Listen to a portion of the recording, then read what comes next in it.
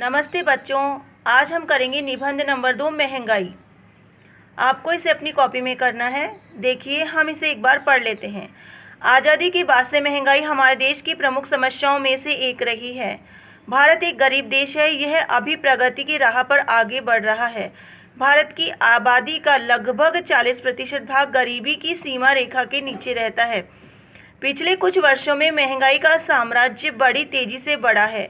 जीवन उपयोगी और दैनिक उपभोग की वस्तुओं पर इसकी काली छाया पड़ गई है।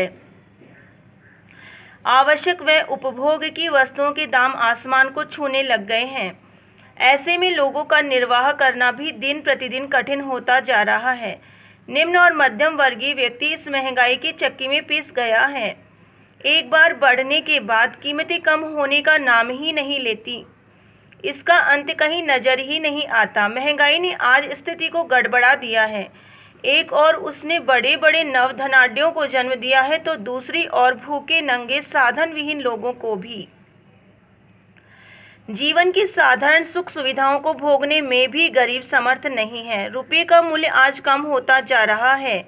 सरकार बड़े बड़े वायदे करती है, कुछ कदम भी उठाती है, लेकिन परिणाम कुछ भी नहीं। आज महंगाई अनियंत्रित होती जा रही है।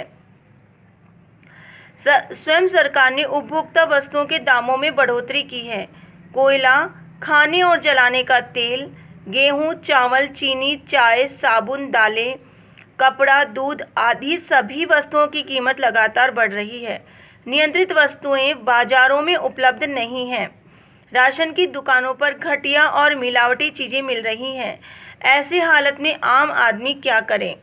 इन दिनों बढ़ती हुई महंगाई के कई कारण हैं। कुछ कारणों पर काबू पाया जा सकता है, लेकिन कुछ ऐसे भी हैं जो वश के बाहर हैं। आज बढ़ते हुए आतंकवाद और देश की सुरक्षा पर लगातार खर्च बढ़ रहा है।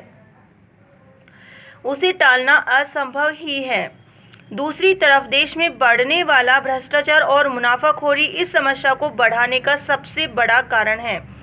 देश प्रेम या समाज सेवा जैसी भावनाएं कोसों दूर हो गई हैं। उत्पादन को बढ़ाने का प्रयास करना होगा और इसके रास्ते में आने वाली बाधाओं से लड़ना होगा। इस कमर तोड़ महंगाई को रोकने के अन्य उपाय भी किए जा सकते हैं। सरकार उत्पादन की योजना सही लाभ और समुचित वितरण को ध्यान में रखकर बनाए। सामान्य और आवश्यक उपयोग की वस्तुओं के मूल्य निर्धारित हो तथा उनकी वितरण व्यवस्था उचित हो। उद्योगों के साथ साथ कृषि उत्पादन की ओर भी भरपूर ध्यान दिया जाना चाहिए। सरकारी खर्चों में कमी की जाए तथा उद्योग धंधों को बढ़ावा तथा आवश्यक सामग्री को उपलब्ध कराया जाए। सबसे आवश्यक बात यह है कि स्वार्थी, समाज विरोधी और संकीर्ण मनोवृत्ति वाले व्यापारी वर्ग पर पूर्ण अंकुश लगाने का प्रयास किया जाए। धन्यवाद।